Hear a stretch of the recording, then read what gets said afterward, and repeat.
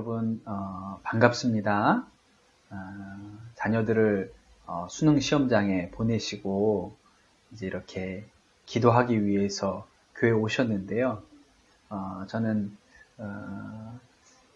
오늘이 부모에게 있어도 굉장히 특별한 날이라는 생각이 듭니다. 우리가 자녀를 시험장에 들여다보고 돌아올 때 이제 내가 더 이상 자녀에 대해 살 수 있는 일이 없구나 이런 생각이 들지요. 모든 일이 우리 자녀들이 이제 스스로의 힘으로 이렇게 결정하고 떠나가야 하는 때입니다. 그런데 이렇게 자녀들을 내 품에 안았던 이 아이들을 떠나보내면서 이렇게 수학능력 시험날 기도하는 거, 하루 종일 자녀들을 놓고 기도할 수 있는 기회를 주신 것은 하나님이 우리에게 주신 특별한 선물이라는 생각이 들어요. 우리가 자녀들을 세상으로 또 더 큰 대학이라는 문으로 20살이기 때문에 성인으로 떠나보내는 이 일을 하면서 하루 종일 자녀를 위해서 모여서 기도할 수 있다는 거 놀라운 일이라는 생각이 듭니다. 그래서 여러분 오늘 하루 기도하실 때 그냥 우리 자녀들이 수능 시험을 잘 보는 일을 위해서 뿐만 아니라 그들의 영혼이 예수 그리스도 안에서 범사에 잘 되고 복받는 영혼이 되는 것을 위해서 그렇게 기도하시는 시간이 되면 좋겠다 하고 싶습니다. 지난주 주일에 우리 고3 친구들을 만나봤습니다. 사실 코로나 때문에 교회가 청소년부 예배를 다 온라인으로 전환해서 교회에 안 와도 된다고 했는데 고3 중에 특별히 그래도 시험 전 주일인데 교회 예배 드리고 싶은 사람들만 오라 그랬는데 생각보다 많은 친구들이 왔어요. 그리고 제가 예배 끝날 무렵에 내려갔는데 3, 4, 5 모여가지고 이런저런 얘기들을 나누고 돌아가는 모습을 보는데 우리 아이들 얼굴이 굉장히 긴장이 가득하고 또 저한테 찾아와가지고 목사님 기도해 주세요 이렇게 얘기하는 애들도 있고 가끔 저한테 문자가 와서 공부가 잘 안 돼요 기도해 주세요 이런 문자들도 제가 받고는 합니다. 이런 일들을 해마다 겪죠. 해마다 고등학교 3학년들이 시험 치는 일들을 하는데 오늘 자녀를 시험장에 들여보내신 우리 부모님들도 그렇고 지금 시험을 보고 있는 우리 아이들도 그렇고 마음에 큰 이렇게 두려움이 있는 것을 보게 돼요. 염려가 있고 근심이 있고 걱정이 있죠. 이제 감감히 이 일을 당연하다고 생각할 수도 있지만 곰곰이 생각을 해봅니다. 왜 이렇게 우리에게 시험이 두려울까요? 시험을 본다고 하면 왜 이렇게 걱정이 될까요? 수능 시험은 저도 한 20년 전에 이 시험을 봤지만 왜 이렇게 떨릴까요? 이 시험이 떨리는 이유는 한 가지입니다. 사실 모두가 이 수능 시험을 앞두고 걱정하고 염려하는 것은 아닙니다. 똑같은 고3인데도 수능 시험 본다고 해도 전혀 긴장도 하지 않고 염려도 하지 않고 그런 친구들도 많이 있습니다. 실업계이거나 그래서 이미 취업이 결정이 되어 있거나 수능 시험이 아니라 예체능 같이 다른 방법을 통해서 대학에 가는 친구들은 수능 시험이라고 해도 조금 더 염려하지 않죠. 수능 시험이 자신의 인생에 미치는 영향이 거의 없다고 생각하기 때문에 그렇습니다. 그런데 이 수학능력 시험, 대학 가는 이 일에 대해서 염려하고 두려워하는 아이들은 이 수능 시험이 자신의 인생에 엄청난 영향을 미친다. 아주 극단적으로 말하면 시험 못 보면 인생 망한다는 믿음이 있기 때문에 두려운 것이죠. 우리 부모님들 안에 있는 두려움도 비슷하다고 싶습니다. 시험 못 보면 인생 망한다. 내 자식의 인생이 잘못될 줄도 모른다. 라는 믿음이 있기 때문에 사실은 이 시험이 두렵게 생각되는 것입니다. 오늘 사실은 이 1교시 기도하는 시간을 통해서 우리가 이 두려움과 염려로부터 좀 자유해졌으면 좋겠다. 그런 마음이 듭니다. 왜냐하면 우리 자녀들, 오늘 시험 보고 있는 우리 고3 친구들의 인생은 오늘 보는 시험에 달려 있지 않고 하나님께 달려있기 때문에 그렇습니다. 여러분이 오늘 아침에 성경을 인용하시면서 자녀들에게 두려워하지 말라, 놀라지 말라, 하나님이 너와 함께 계신다 이렇게 말씀해 주셨을지 몰라요. 그런데 그 말을 듣고도 여전히 우리 아이들은 두렵죠. 귀에 잘 안 들어옵니다. 여러분, 정말로 여러분 우리의 자녀가 하나님과 함께 한다면, 하나님이 그들과 함께 하신다면 시험 못 봐도 괜찮습니다. 시험 못 봐도 인생이 망하지 않아요. 왜냐하면 하나님이 함께 하시니까요. 그런데 실제로 우리가 믿고 있는 믿음은 시험 못 보면, 좋은 대학을 못 가면 인생이 망한다. 그런 믿음을 가지고 있기 때문에 아이들도 두렵고 부모도 두려운 것이죠. 오늘 우리가 읽은 말씀은 잘 알고 있는 말씀인데 사실은 수학능력 시험과는 아무 상관도 없는 말씀인 것 같아요. 그런데 이 말씀이 아주 상관이 많이 있습니다.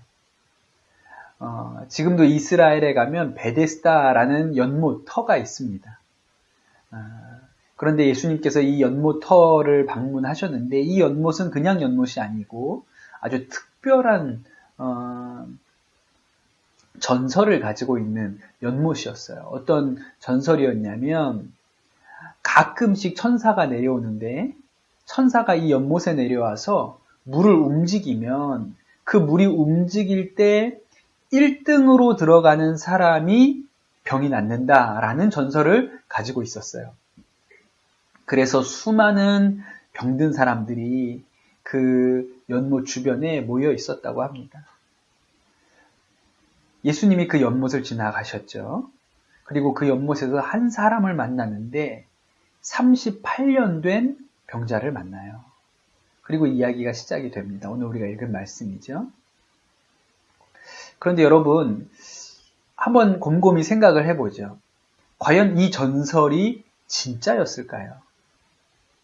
천사가 가끔 내려와서 물을 휘젓고 가는 일이 어떤 일이었고 또 그때 물에 들어가면 정말 병이 나았을까요? 제가 이스라엘에 가서 베데스다 연못을 가봤습니다. 베데스다 연못은 우리가 흔히 머릿속에 알고 있는 그런 연못이 아니에요. 저기 잠실에 있는 석촌호수 같은 호수가 아닙니다. 이것은 인공으로 만든 우물과 같은 개념이에요. 왜냐하면 이스라엘은 비가 많이 오지 않기 때문에 겨울에 비가 올 때 빗물을 저장해야 되는 저장 장치들이 많이 있었는데 베데스다 연못은 일종의 이런 물 저장고였습니다. 그런데 여러분 잘 아시는 것처럼 물을 오래 한 곳에 가두어 두면 물이 썩지요. 그렇기 때문에 가끔씩 이 물을 빼주고 갈아주어야 하는 일들이 생깁니다. 그래서 이곳이 인공저수지였기 때문에 물을 뺄 수 있는 장치가 있었어요. 마치 목욕탕에 있는 욕조에 수채구멍에 마개를 빼면 물들이 다 빠져나갈 때 물이 움직이죠? 이렇게 소용돌이처럼 빨려나가지 않습니까? 바로 그런 일들이 일어날 때 그것을 가지고 천사들이 내려와서 물을 움직였다라고 얘기했던 것입니다. 그런데 실제로는 천사가 내려온 것도 아니고 천사들이 물을 헤집어 놓은 것도 아니죠. 그저 그냥 물을 빼기 위해서 물이 움직였던 것 뿐이에요. 그런데 이 연못은 그 물이 움직이는 순간에 제일 먼저 환자가 들어가면 병이 낫는다는 이야기가 전해져 내려오고 있었습니다. 그러니 사실은 이 말도 참 일리가 없죠. 거짓말이었겠죠. 그런데 어떻게 이 거짓말이 계속 유지되었을까요? 왜 사람들은 여전히 그 연못에 모여서 그 연못에 처음 들어가려고 노력을 하고 있었을까요? 왜냐하면 1등으로 들어가는 사람만 병이 낫는다고 했기 때문입니다. 만약에 들어갔는데 1등이라고 생각해서 들어갔는데 병이 낫지 않으면 혹시 나보다 더 빨리 들어간 사람이 있었나? 라고 생각하고 다음엔 내가 1등으로 들어가야지 라고 사람들끼리 생각을 했기 때문에 이 일이 유지될 수 있었던 것이죠. 우리 자녀들이 겪고 있는 상황, 우리 부모들이 겪고 있는 지금의 현실, 이 수학능력 시험을 보고 있는 이 상황이 거의 비슷하다는 생각이 듭니다. 우리 안에도 믿음이 있는 거예요.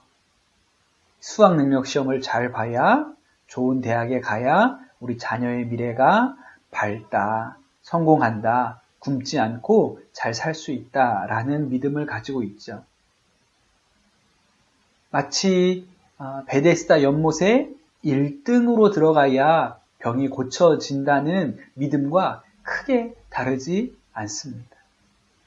그래서 그 연못에서 38년 동안을 1등으로 들어가려고 기다리고 있었던 사람이 있었다는 거예요. 너무나도 안타까운 것이죠. 예수님께서 이 38년 된 병자 앞에 나타나셨습니다. 그래서 이 병자한테 뭐라고 얘기했냐면 낫고자 하느냐, 내가 낫고 싶으냐 이렇게 물어보셨어요. 우리 자녀들에게 예수님이 찾아오셔서 이렇게 묻습니다. 예수님이 이 아이들에게 너희가 행복한 삶을 원하느냐? 복된 삶을 원하느냐? 이렇게 물어봐요. 여러분도 다 자녀가 행복한 삶을 원하시고 또 복된 삶을 살기를 원하시죠. 네. 예수님께서 이 38년 된 환자한테도 똑같이 물어보셨어요. 네가 낫고 싶으냐? 너무 당연하겠죠. 낫고 싶습니다 라고 말하면 될 텐데 이 38년 된 병자는 이렇게 얘기합니다. 물이 움직일 때 나를 저 연못에 넣어주는 사람이 없어서 제가 이날까지 이 모양 이 꼴로 살고 있습니다 라고 말해요. 저는 이 38년 된 병자의 대답이 마치 우리의 대답이고 한국 사회의 대답이 아닌가 싶습니다. 우리가 왜 우리의 인생이 이렇게 행복하지 않을까? 여러분, 우리가 나이가 들어서 알지 않습니까? 대학도 나오고, 이제 결혼도 하고, 취직도 하고, 아이도 낳아 키우는데, 왜 내 인생이 이렇게 행복하지 않을까라고 물어보면 우리의 대답이 내가 그때 그 좋은 대학을 가지 못해서 내가 그때 공부를 좀 더 잘했다면 그때 부모님께서 나를 좀 더 지원해 주셔서 내가 공부에 전념할 수 있는 기회가 주어졌다면 지금 결과가 다를 텐데 혹시는 내가 그때 그 사람을 만나서 결혼하지 않았더라면 내가 좀 더 좋은 부모를 만났더라면 내 인생이 달라졌을 텐데 라고 생각합니다. 38년 된 환자가 자신의 인생이 이렇게 된 것에 대해서 1등으로 들어가지 못했기 때문에 이렇게 되었다고 이야기하는 거예요. 그러나 여러분, 그 말은 옳은 말이 아닙니다. 여러분, 우리 자녀들이 믿음을 가지고 있어요. 대학 잘 가야 행복한 인생을 산다라는 믿음을 가지고 있죠. 그리고 그 믿음이 그들의 인생을 두렵게 하는 것입니다. 우리가 오늘 바른 믿음을 가지고 자녀들을 위해서 기도했으면 좋겠어요. 예수 그리스도 안에 있으면 우리 인생이 행복하게 된다. 예수님이 우리에게 자녀에게 낫고자 하느냐라고 물어보시면 예, 낫고 싶습니다. 행복하고자 하느냐? 예, 행복하고 싶습니다. 라고 말씀하시면 예수님은 내 안에 거하라. 나를 믿으라. 내 자리를 들고 걸어가라. 이렇게 말씀하실 거예요. 여러분, 오늘 우리 아이들이, 여러분의 사랑하는 자녀들이 태어나서 가장 큰 시험을 치릅니다. 그러나 여러분, 이 시험의 결과가 그들의 인생을 결정하지 않고 그들이 예수 그리스도 안에 있는지, 하나님의 은혜 가운데 있는지가 그들의 인생을 결정하게 되는 것이죠. 여러분, 우리가 오늘 하루 종일 기도할 텐데 사실 정말 우리의 기도 제목이 되어야 할 것은 오늘 시험을 우리 아이들이 잘 보게 해달라는 것이 아니라 주님, 내 자녀가 이제 내 품을 떠나 더 큰 세상으로 나아가야 할 때인데 예수 그리스도 안에 거하게 해주십시오. 그들이 예수 그리스도 안에서 정말 행복한 삶을 누리는 그런 우리 아들, 딸들이 되게 해주십시오. 라는 기도입니다.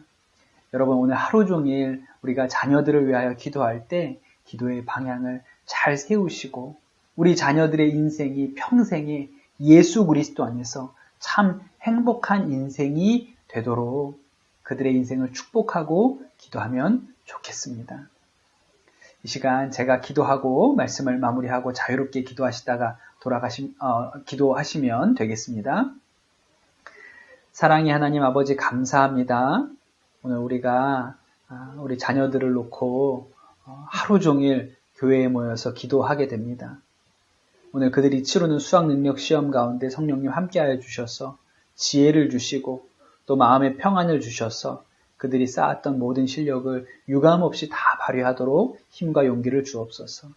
그러나 하나님 무엇보다 주님 앞에 구하는 것은 우리 아이들이 행복이 그들의 인생이 이 시험에 달려있거나 대학 입시에 달려있지 않고 만군의 주 되신 여호와 하나님께 달려있고 참 행복이 예수 그리스도 안에 있는 것이 분명히 믿어지는 그런 아이들이 되도록 그런 자녀들이 되도록 주님 축복하여 주시옵소서.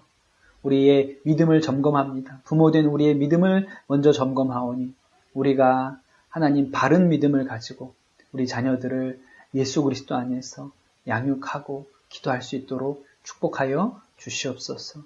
이제 시작하는 첫 시간입니다. 오늘 수학능력시험 끝날 때까지 우리 자녀들의 마음과 영을 붙들어 주시고 또 우리 부모님들 기도할 때 기도의 힘을 더하여 주시옵소서.